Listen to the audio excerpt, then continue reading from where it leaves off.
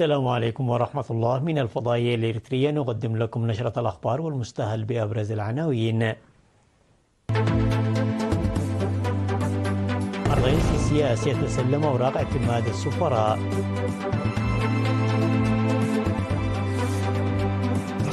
إجراءات منع تعاطي التبق في الأماكن العامة في إقليم الكاشبركة. جهود لمحاربة العادات الضارة في إقليم جنوب البحر الأحمر.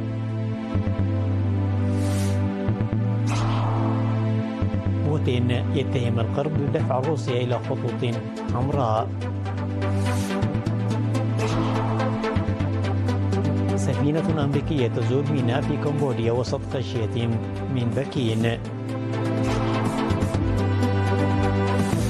المستشار الألماني شولتس يفشل في الحصول على ثقة البرلمان. إلى التفاصيل. استقبل الرئيس السياسي أفورقي اليوم 17 من ديسمبر أوراق اعتماد 8 سفراء، من بينهم 4 سفراء دائمين.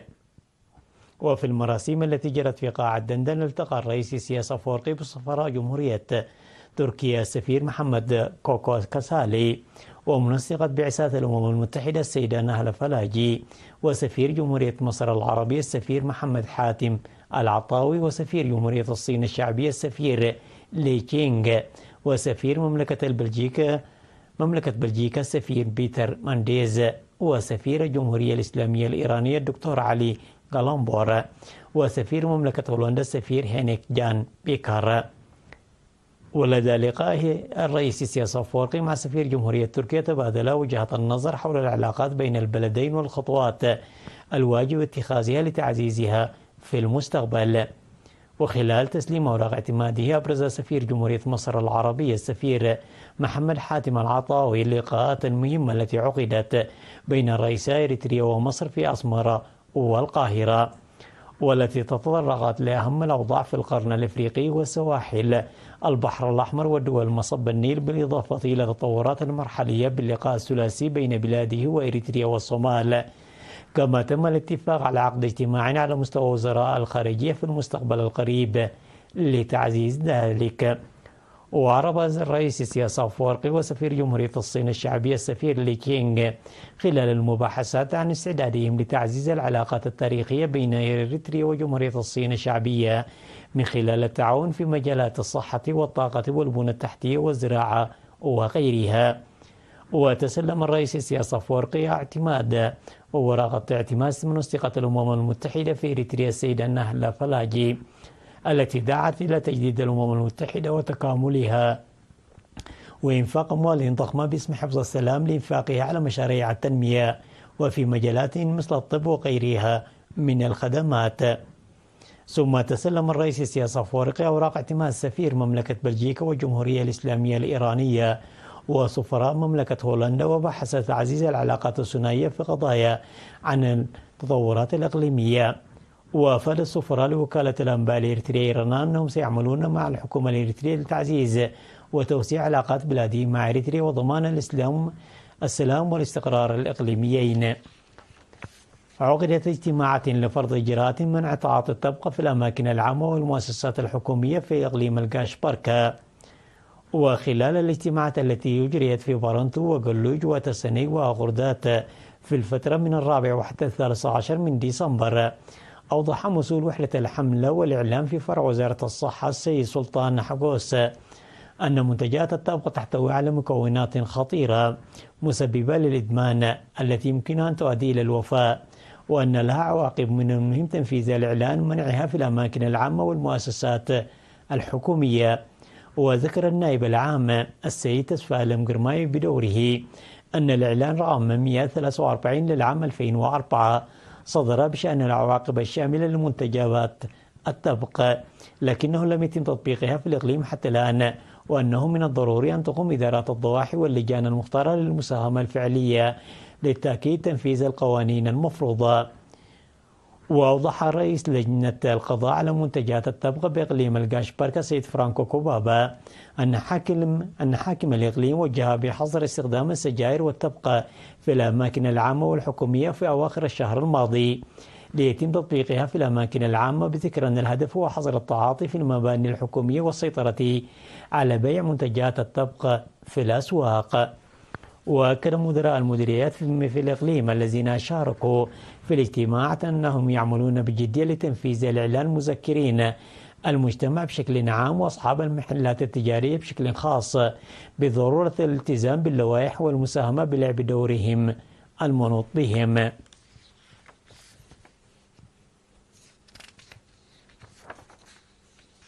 قيم مكتب الجبهة الشعبية للديمقراطية والعدالة في إقليم عنسبة عمله في العام 2024 في اجتماع عقده يوم 13 و14 من ديسمبر في مدينة كران.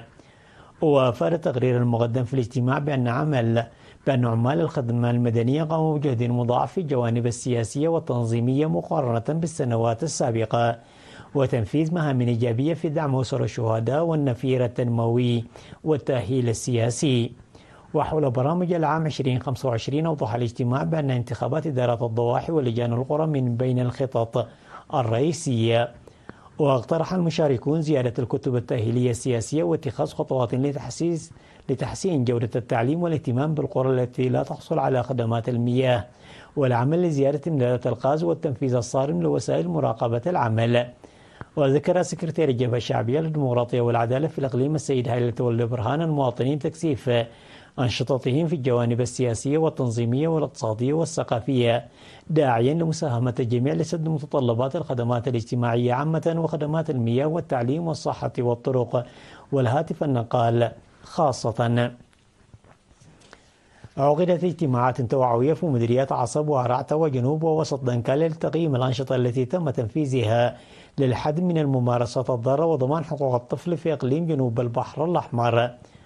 ووضح أن البرنامج هو استمرار للجهود المتضافرة للقضاء على زواج القاصرات وختان الإناث وغيرها من الممارسات الضارة بسبب الوعي المحدود والعادات البالية. وقال رئيس اللجنة الإقليمية للقضاء على الممارسات الضارة وضمان حقوق الطفل والمرأة السيد حمد علي أنه من المهم تنظيم محاضرات توعوية لحماية حقوق الطفل والمرأة والقضاء على الممارسات الضارة، مضيفا أنه تم تحقيق نتائج ملموسة على الأرض بالرغم من أن العمل مستمر ويتبقى منه الكثير. وفي الوقت نفسه نظمت محاضرات مماثلة في مديريات عرزة وصرونة وميعين بالإقليم الجنوبي وفقا لوكالة الأنباء الإريترية إيرنا.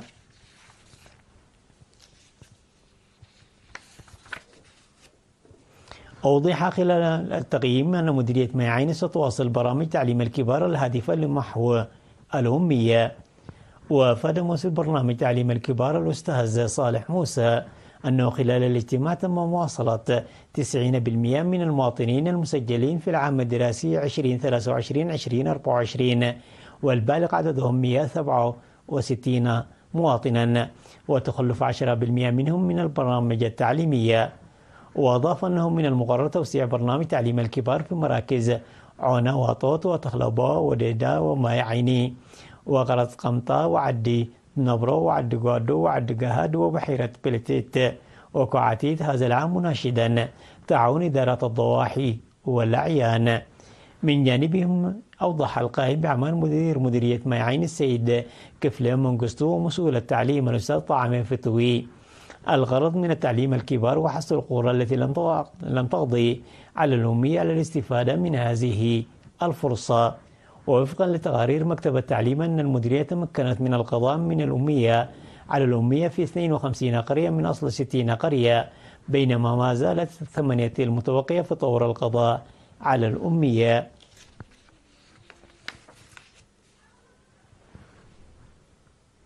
الأخبار العالمية بعد فاصل قصير، تفضلوا بالبقاء معنا.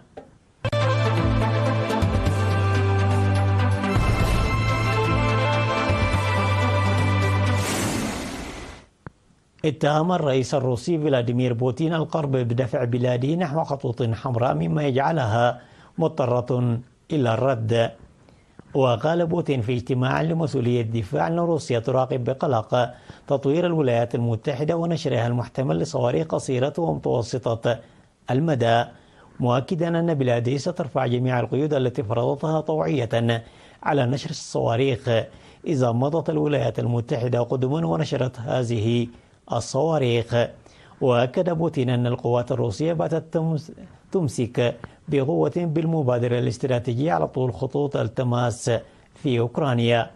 وأوضح أن العام الحالي عام تاريخي على صعيد تحقيق أهداف العمليات في المنطقة العسكرية الشمالية، مشيرا إلى أن قوات بلاده حكم سيطرتها على 189 بلدة وتجمعا سكنيا في أوكرانيا العام الحالي. بدوره قال وزير الدفاع الروسي خلال الاجتماع أن خسائر القوات المسلحة الأوكرانية في العام 2024 تجاوزت 560 ألف جندي بين قتيل وجريح. وصلت سفينة حربية تابعة للبحرية الأمريكية إلى كمبوديا، وهذه هي أول زيارة من نوعها منذ 8 سنوات لدولة تعد الحليف الوثيق للصين في جنوب شرق آسيا. ورست السفينة USS سافانا في ميناء ساهانوكوفيل على خليج تايلاند في زيارة تستغرق 5 أيام. وتحمل السافانا طاقما مكون من 103 أفراد، وهي مصنفة على أنها سفينة قتالية. وقالت وزارة الدفاع الكمبودية أن الزيارة كانت مقررة بعد طلب أمريكي لزيارة الميناء، ومن شأن ذلك تقوية وتوسيع روابط الصداقة بالإضافة إلى تعزيز التعاون الثنائي بين البلدين. وظلت علاقات الولايات المتحدة مع كمبوديا متوترة لسنوات عديدة، حيث دأبت واشنطن على انتقاد حكومة بونو بيني، هذا بالإضافة إلى القلق الأمريكي بخصوص علاقات كمبوديا الوثيقة مع الصين، التي تخشى واشنطن من أنها قد تحصل على حق الوصول الحصري إلى قاعدة بحرية كمبودية على خليج تايلاند. خسر المستشار شولتس تصويتا على الثقة في البرلمان الألماني، وبذلك تكون ألمانيا التي هي أكبر أعضاء الاتحاد الأوروبي من حيث عدد السكان وصاحبة الاقتصاد الأقوى في الكتلة في طريقها لإجراء انتخابات مبكرة في فبراير المقبل.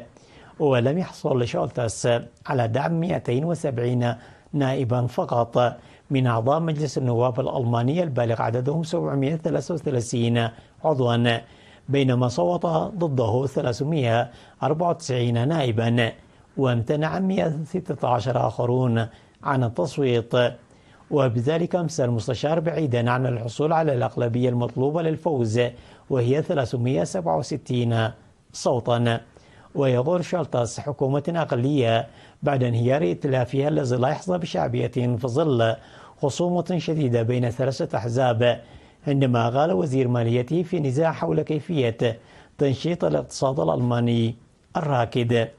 واتفق قادة العديد من الأحزاب السياسية بعد ذلك على ضرورة إجراء انتخابات برلمانية في 23 من فبراير المقبل، أي قبل 7 أشهر من موعدها الأصلي. ضرب زلزال عنيف مدينة بورتوفيلا عاصمة جزيرة فانوأتو، وأدى إلى انهيار جسور تسبب بانهيارات أرضية والحق أضرارا جسيمة بمباني. وبلغت قوة الزلزال 7.3 درجات قبالة جزيرة فانوأتو في المحيط الهادئ، بحسب ما أعلن معهد الزلزال الأمريكي، في حين أصدر مركز الإنذار المبكر من السونامي تحذيرا من خطر حدوث أمواج مد عالي. وقال المعهد الأمريكي أن مركز الزلزال يقع على عمق 43 كيلومتر تحت سطح البحر، وعلى بعد 30 كيلومترا فقط إلى الغرب من مدينة بورتوفيلا. وأثر الزلزال، قال مركز الإنذار المبكر من السونامي في المحيط الهادئ، أنه تم رصد أمواج مد عالي. تذكير بالعناوين مرة أخرى. الرئيس السياسي يتسلم أوراق اعتماد السفراء.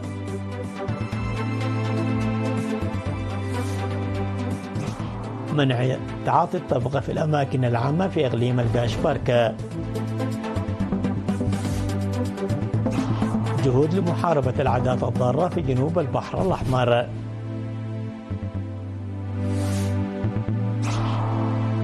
بوتين يتهم الغرب بدفع روسيا إلى خطوط حمراء.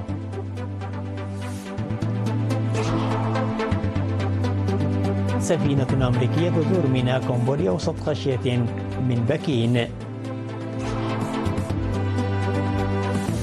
المستشار الألماني يفشل في الحصول على ثقة البرلمان.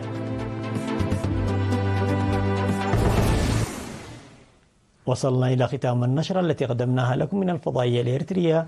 في أمان الله.